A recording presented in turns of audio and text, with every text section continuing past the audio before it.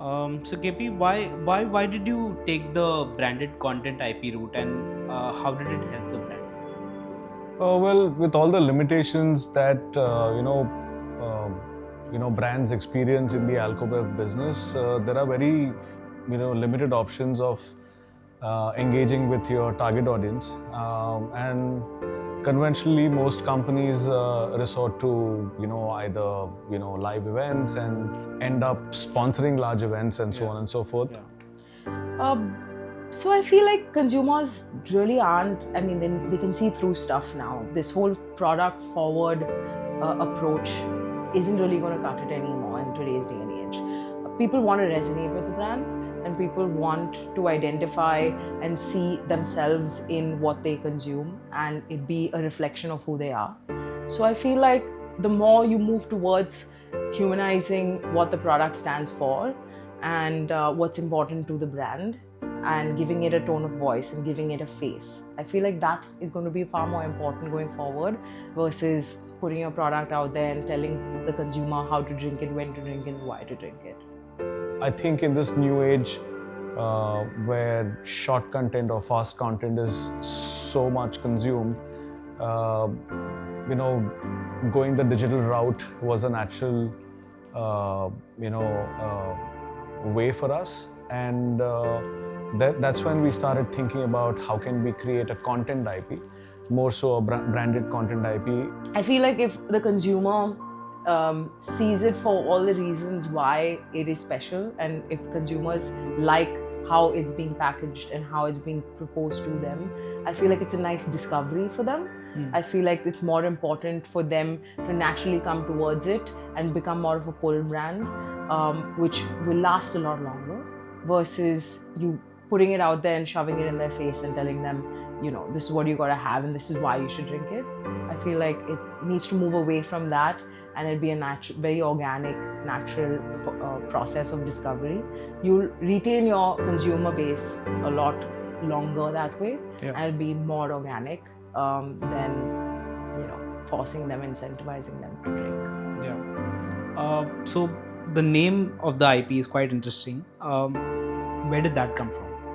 That's a great question, actually, but a really tricky one, because again, the surrogate laws in our country are so stringent now that we were very mindful that whatever we did not overlap directly with our core line of business. I feel like Pursue in itself as a brand name is such a powerful name. There's so many ways that you can, and there's so many infinite possibilities across mediums. So it was something that just came very naturally. Pursuetist, you in a way are then humanizing and personifying a brand. It's moving from being a product into being a voice that resonates with today's consumer. And so Pursuetist also just was a simple one-word powerful name in itself. It's a completely fabricated term, but kind of trying to make it one. So basis all of this, who do you think is a pursuetist? So to me, a pursuetist is anyone who never looks back and who just pushes forward. Right? And whatever that goal might be, right? And everyone has his or her own journey. Right. And a pursuetist is one that just never looks back and goes through the journey to get to a place where they want to be. It's a journey that's lifelong. I don't feel like it's one goal or it's one destination. I feel like it's something that keeps happening, and it's completely okay to change your path. So I feel like more than putting out just the finished product of what you've achieved, I think it's more important to put out the journey and the process of them realizing and discovering themselves. And people go through so much in that journey that it's a daily upheaval for somebody who's pursuing their dreams, and we wanted to kind of bring all those emotions to life. Going back to season 1, what was the vision for that? So the brand has 5 flavors, at least at the time that we were shooting this, and each flavor has a very powerful emotion and a very powerful calling. So whether it is love, rhythm, freedom, nostalgia, adventure, these are all emotions that make our daily lives. And we wanted to kind of pick people from different vocations and different walks of lives, people from different geographies. I feel like the most powerful way of marketing and branding is storytelling.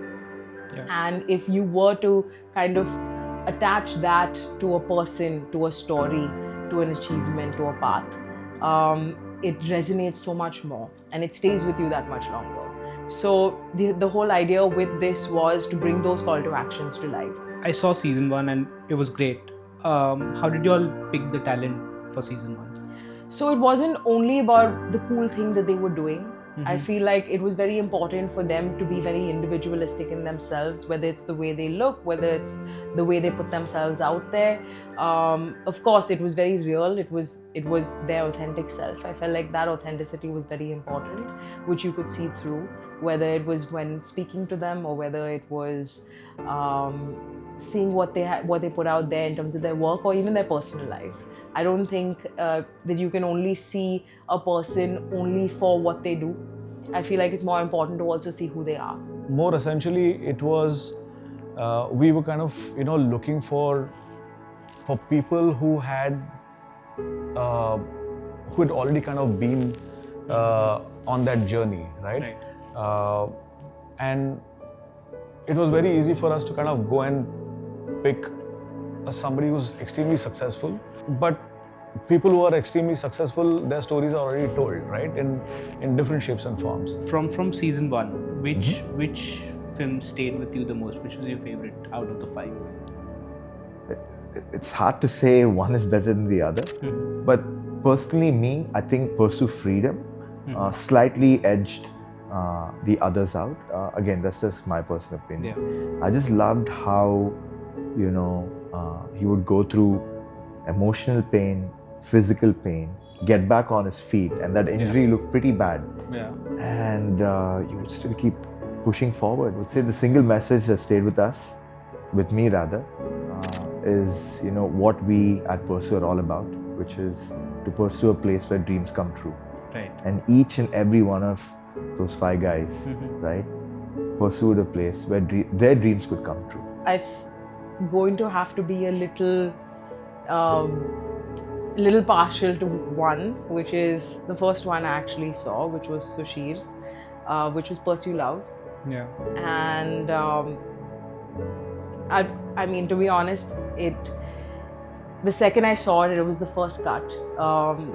It gave me goosebumps. In the Pursue Love, he says, the love is always willing to contradict itself. And I feel like that was like, it kind of made me resonate, it made me rethink a lot of things. And that has stayed verbatim in my head 1 year later.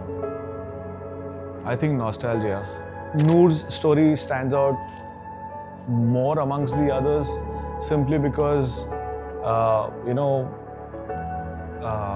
where she comes from, one, and how driven she is when it comes to art conservation. I honestly speaking, I didn't even know that somebody could study art conservation in this country.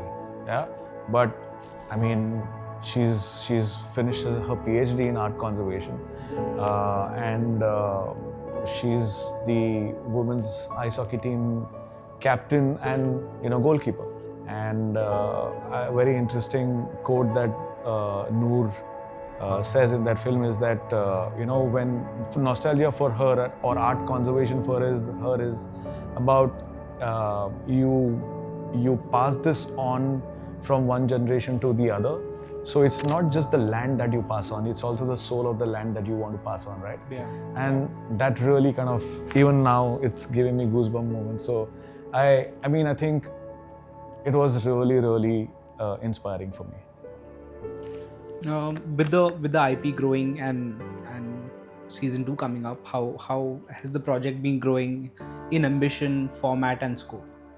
I feel like we would like to still continue to stay true with the first half of storytelling and bringing these people to life and understanding their journey and their everyday struggles and where they want to be. I feel like any creative expression is a very hard part of being vulnerable, putting yourself out there. and at the same time having a certain curated personality and persona that they put out to the people that admire them and look up to them. But this time around, we want to also be able to put out something that has a longer shelf life, something that is a finished product, is a product of this process and this journey. It is, of course, bringing the call to actions also coming through, but in different mediums, whether it is through their journey and their experiences, whether it is through their talent and their artistry, that there will be an output to that as well. And I feel like also just, again, catering to everything that today's Pursuetist is and everything that our target audience wants to be. I feel like you'll see a lot more assets come out of it and a lot more different parts of the process. Yeah. But at the same time, above all, we want to be collaborative and we want to capture the journey. So I don't want to say too much about what season 2 is, but you'll see a lot more angles and perspectives to this. What do you hope Pursuetist does in the long run? Where do you see the IP going? Well, sky is the limit, honestly. I feel that I think the branded content space is going to explode, and there's going to be a lot of innovation. There's going to be a lot of creative thinking that is going to come in, because the cookie cutter format of advertising and those days are gone. Yeah. It's till the time you don't connect emotionally with your target audience, and till the time you don't have a genuine story to tell, people are not going to listen to you, right? And people are not going to give their headspace to you. Yeah. And we want to do that, but as far as we are concerned, we are making a very, very honest effort to kind of take this to season 2. Mm-hmm. Yeah.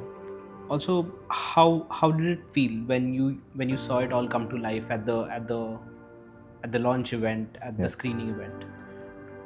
If I could say it in one word to you, I would say special. It was a special feeling. The fact that we had so many people attend the screening, and we had 2 sessions, if you remember, just wasn't one. Yeah. And we filled up that entire space, and there wasn't a single person who didn't clap. So I think that really validated what we created, and it was just amazing to see everyone come out of that screening feeling uplifted and motivated. So it was a special feeling.